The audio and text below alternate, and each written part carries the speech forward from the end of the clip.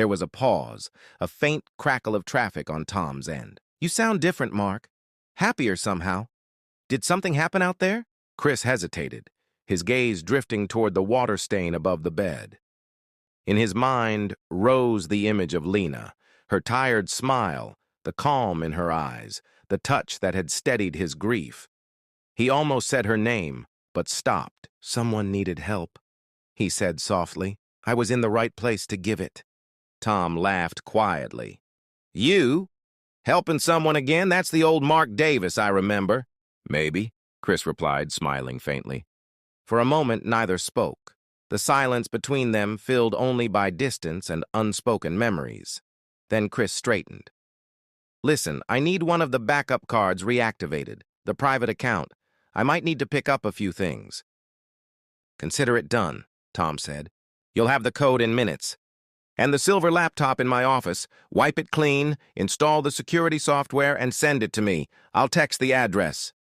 "Still paranoid?" Tom teased. "Careful," Chris corrected gently. "Old habits die hard." Tom's tone softened. "All right, my friend, just stay quiet. The more she digs, the closer she'll get." "She won't find me," Chris said, his voice steady.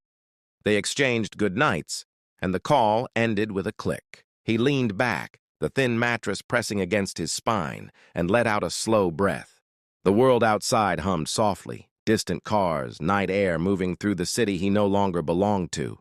Somewhere between the memory of water, the warmth of music, and the echo of that call, he felt the pull of two worlds, one of noise and power, the other of peace and truth. He looked toward the fogged window, where the city lights blinked like patient stars.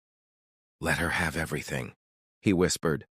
"None of it matters." What mattered was a single face, a voice that had begun to heal the ache he thought was beyond repair. Setting the phone beside him, he closed his eyes, already imagining the sound of Lena's laughter. When Chris left, Lena stood quietly by the door, listening to the faint echo of his footsteps. The apartment felt oddly still, yet full. His presence lingered like warmth that hadn't quite left the air. She decided to make something light for herself, something that tasted like home.